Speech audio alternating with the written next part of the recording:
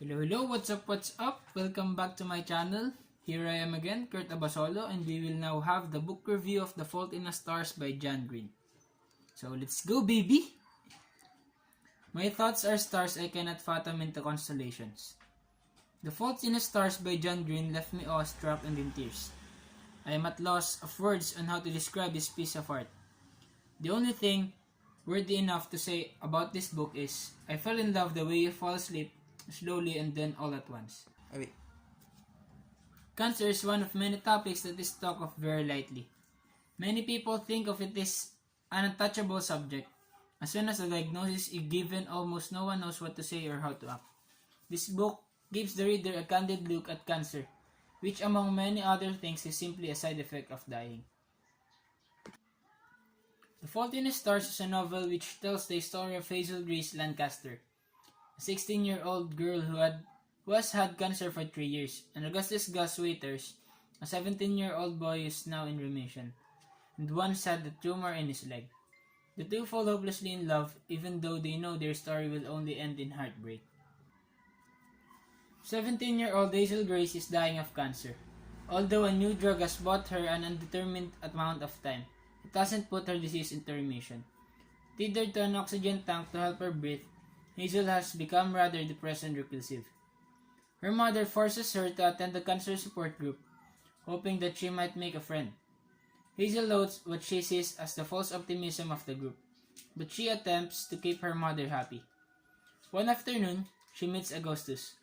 He has been in remission since the doctors amputated his leg, but is attending the meeting as support for his friend Isaac, who has been told that he will soon lose another eye to cancer. Augustus and Hazel are drawn to each other almost immediately, and Hazel visits his house after the meeting to watch a movie. Hazel, an avid reader, tells Augustus about her favorite book, An Imperial Affliction, a story about a teenage girl with cancer. Hazel relates to the book's main character, Anna, in every way. Not only does Anna have cancer, but her thoughts and philosophies are similar to Hazel's. The great draw of the book, however, is that it doesn't conclude. The story just ends. Hazel surmises that it's to show that Anna became too ill to write or died. But the ending has always plagued her. She wants to know what happened to the other character in the book. Augustus promises to read the book and gives her his favorite book in return. It's a novel based on his favorite video game. Augustus and Hazel soon become close friends. Together they help their friend Isaac get through the pain of his girlfriend leaving him and loss of his sight. After reading An Imperial Affliction, Augustus becomes obsessed with finding the author, Peter Van Houten, so they can know what happened to the other characters. Hazel tries to keep Augustus at a safe distance because she knows she is dying. She considers herself a time bomb and doesn't want to hurt anyone when she explodes. Augustus, however, is committed to Hazel, so much so that he tracks down Van Houten through his assistant's email address. The author responds, which prompts Hazel to write him so she can ask him her questions. Van Houten responds several days later. He regrets to inform Hazel that he won't answer her questions in letter or telephone conversation for fear she might try to write a sequel to the story. He flippantly tells her that if she is ever in Amsterdam, where he now resides, she should visit him. Several days after, Augustus tells Hazel that he has contacted the Wish Factory, an organization that helps grant the wishes of sick children. Hazel had already been granted a wish when she was 13 and thought she was going to die. But Augustus never used his. The Wish Factory agrees to send Augustus, Hazel, and the responsible adult to Amsterdam to meet Van Houten. Before they can leave on their trip, Hazel's lungs fill with fluid and she is rushed to the hospital. Unconscious for several days, she wakes up in the intensive care unit. Augustus has been waiting to see her, but only family is allowed into ICU. The good news out of this latest trauma is that Hazel's latest scan show no new tumor growth. She will have to use a machine at night to force more oxygen to her lungs, but other than that, the doctors are optimistic that new drugs she's on is holding off her cancer. More good news arrives when her doctors give her the okay to fly to Amsterdam. On the first evening of their trip, Augustus and Hazel are given an exquisite dinner. The spring air is filled with floating tree blossoms, and the waiters treat them like newlyweds. Even giving them champagne, Peter Van Houten, they are told, is paying the bill.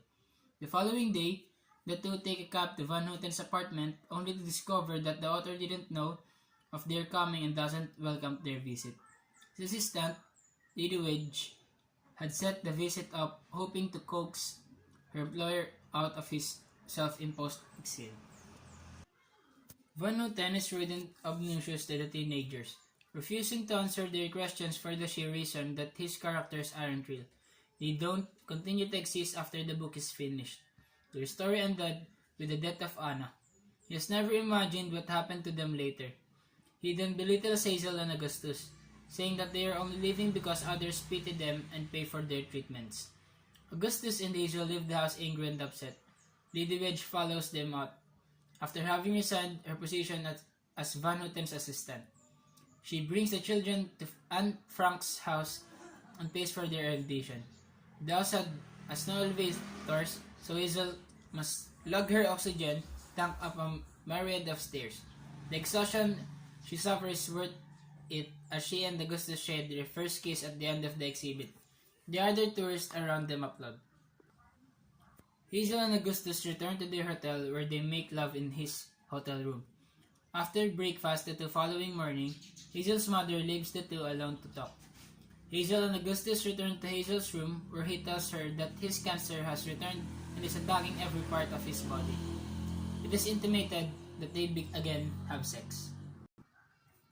They return home, where Augustus immediately begins radical chemotherapy treatments. The drugs do little to stop his cancer, but they do make him tired and sick. Isaac visits and tells them he hasn't heard from his former girlfriend since the operation that took his sight. Angry, Augustus decides they have to retaliate. Hazel drives them to the store, where she buys a dozen eggs. She then takes them over to the girlfriend's house. Augustus coaches Isaac on where to aim the eggs, and several of them manage to hit her car. After that, Augustus healthy quickly declines.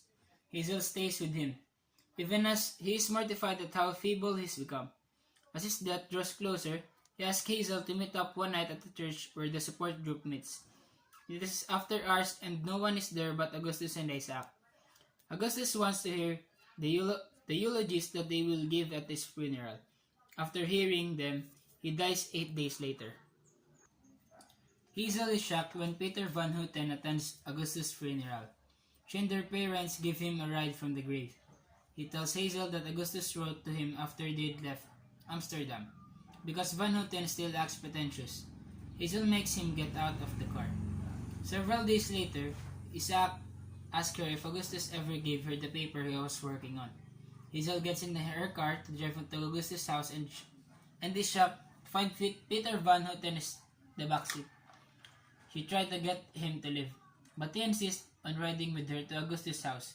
Along the way, he tells Hazel about his daughter who died at age 8 of cancer. Hazel realizes that his daughter's death was the reason he became a miserable alcoholic. She eventually leaves him on the side of the road.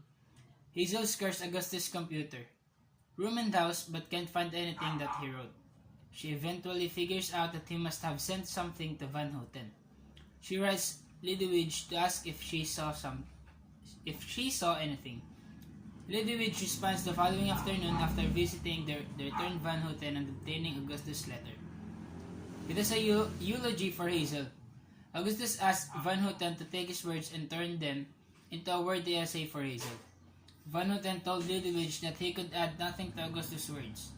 The story ends with Hazel reading Augustus' letter. In it, he speaks of his love for her and the way she lived her life. The Fault in the Stars is one of those books you can stop reading, yet you never want it to end. It's warm, light-hearted, and deals with a sensitive topic like cancer in such an understated and subtle way. You feel it's just one of life's many problems, and even though it's a very serious matter, Hazel and Gus teach you that you can't let an illness like cancer affect your for life. This book is precious. It tells you that you can't give up when something is trying to stop you from enjoying a happy life. It's a rare book that's emotional and full of light. The Fault in the Stars is something that will appeal to everyone, as it pulls on your heartstrings and makes you giggle. But most importantly, it makes you think about how valuable love is, how short a life can be, and how just one person can change your life in the most simple way. So that's the book review for The Fault in the Stars by John Green. So see you in my next video. Hope you enjoy. Bye-bye!